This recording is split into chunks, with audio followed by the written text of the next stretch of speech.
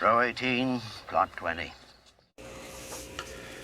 everybody, welcome to Now It's Dark. I'm Jim, and we are kind of in the midst of a holiday season. And with holidays comes horror of all types. And this is the horror movie that I didn't know I needed to see. It's called Amityville Christmas Vacation.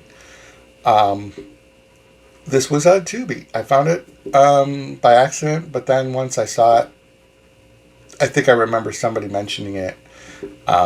So it's a really low budget film. It does have a 5.4 star rating on IMDb. It's only 47 minutes long, so this is like it's a feature, but it's still technically a movie. It's only tagged as a comedy. It's not tagged as a horror comedy, but you put the title Amityville and you put the cover artwork of the Amityville house on it. There's horror elements and there's a ghost. So this movie, the synopsis is Wally has won a vacation to sunny Amityville, where while there he has met a woman, a ghost woman. Can the spirit of Christmas bring these two opposites together? It was directed by Steve Raczynski, who also shares co-writing credits with Bill Murphy. Bill Murphy, not Murphy. Bill Murray. Bill Murphy, not... You following me? So there is Autumn Ivy plays a character named Zelda. Steven Raczynski plays Wally Griswold. His last name is Griswold. He is a police officer. Santa Claus makes a surprise appearance in this, and Bill Murphy also is in this. He wrote it and wrote himself a part in this, and so it's a fun movie. You have to go into it not expecting a whole lot. There's a lot of campiness, a lot of cheese, but it's meant to be fun and not taken seriously. They're not trying to reinvent the holiday horror genre. But Wally Griswold, a police officer, wins a contest to go to Amityville.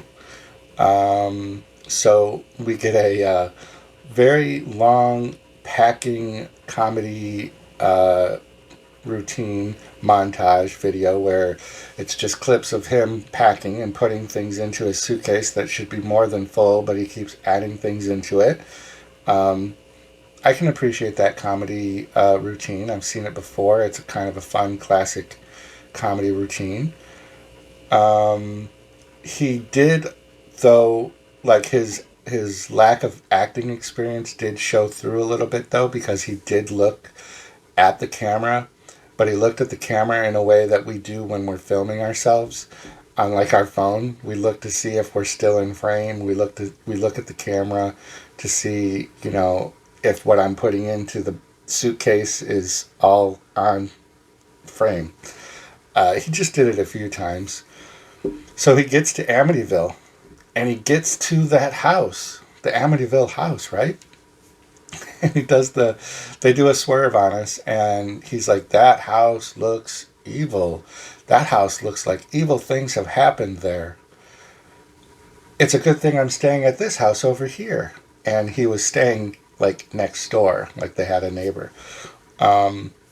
So he gets in, he meets the owner of the bed and breakfast, and gets his room. He hears something. She says, oh, there's another guest. The guest is played by Jessica D'Angelo, and she's a ghost.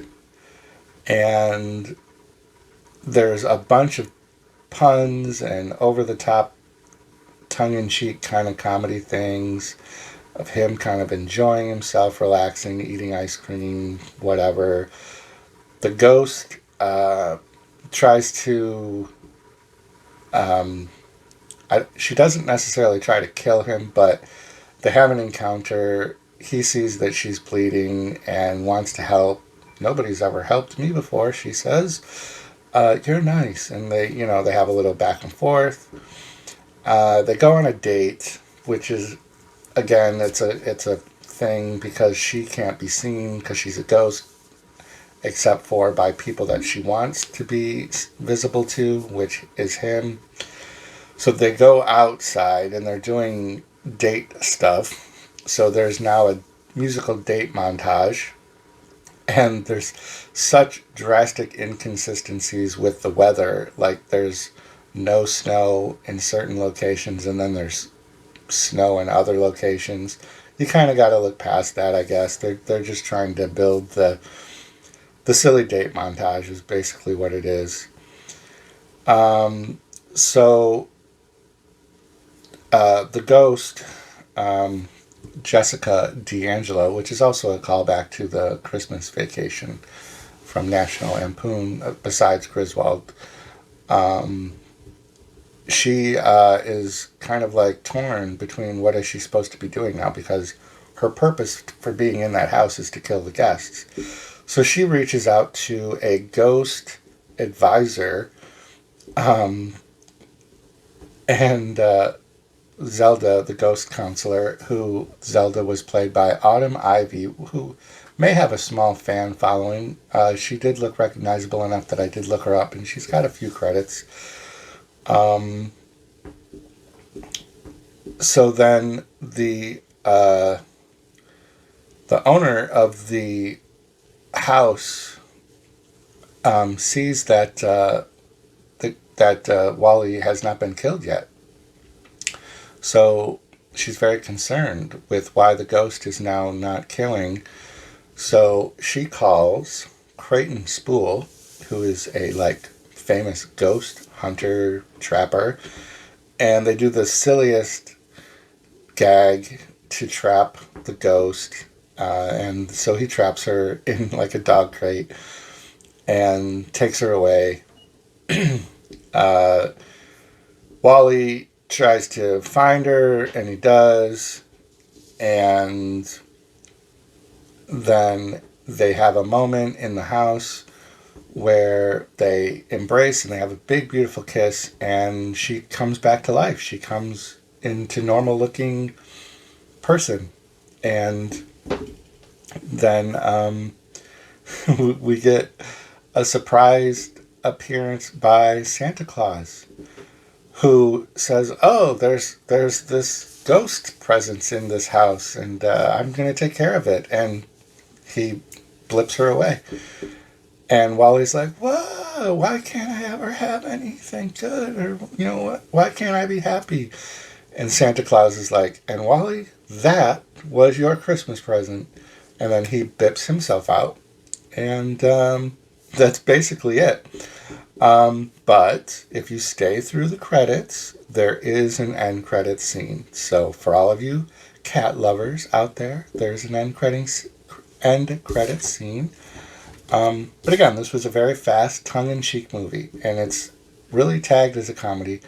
The horror, I'm taking it from the Amityville angle. So I guess there's a string of Amityville titled movies.